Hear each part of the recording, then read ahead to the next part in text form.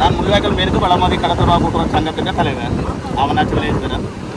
நாங்கள் கடற்கரையில் நிறைய தொழிற்செய்து கொண்டு இருக்க விடிய போட்டுகள் கடலுக்கு போனது போய்விறக்க இந்த வள்ளம் அப்படி அடைஞ்சு வந்து கொண்டு இருக்குது. நிறைய எங்கள் அதில் பக்கத்தில் போய் பார்த்துருக்கோம். ஆக்கள் எல்லாம் சரியான ஒரு கவலைக்கிறது நிலையாக்குறாங்க. அப்போ அந்த வகையில் இந்த போட்காரர்கள் எல்லாரும் கிளியர் ஆக்கி விசாரித்து கொண்டு வந்து எங்களுக்கு இந்த சங்கத்துக்கு அறிவித்த உடனே நாங்கள் ஏலக்குடியோக்கு முதல் அந்தந்த தரப்புகளை அறிவிச்சினாங்க. மேம்படுத்த திணைக்களம், போலீஸ், கிராம சேவலர், பாராளுமன்ற உறுப்பினர் எல்லாருக்கும் ஏலக்குடியோக்கு அறிவிச்சினாங்க. அறிவித்த இதில் இப்போ எல்லாரும் கூடியவங்க வந்து கண்டித வண்டு சாப்பாடுகள் அந்த விஷயங்களை நாங்கள் இப்போ செய்து கொண்டு இருக்கிறோம்.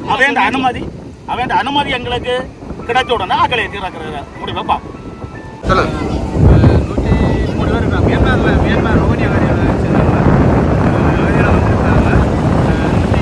103 பேர் இருக்காங்க. ஒரு 25 பேருக்கு மேற்பட்ட சின்ன பள்ளிகள், குழந்தை பள்ளிகள் இருக்கிறாங்க.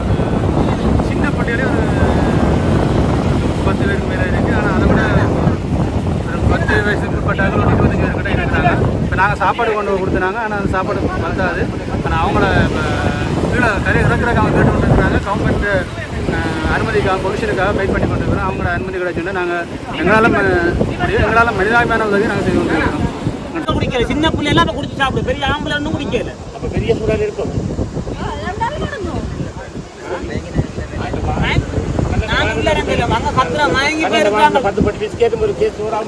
அவங்க மொழி 10 இருக்கிற மாதிரி நேய் வந்து ஆகி வந்த மொழி தெரியா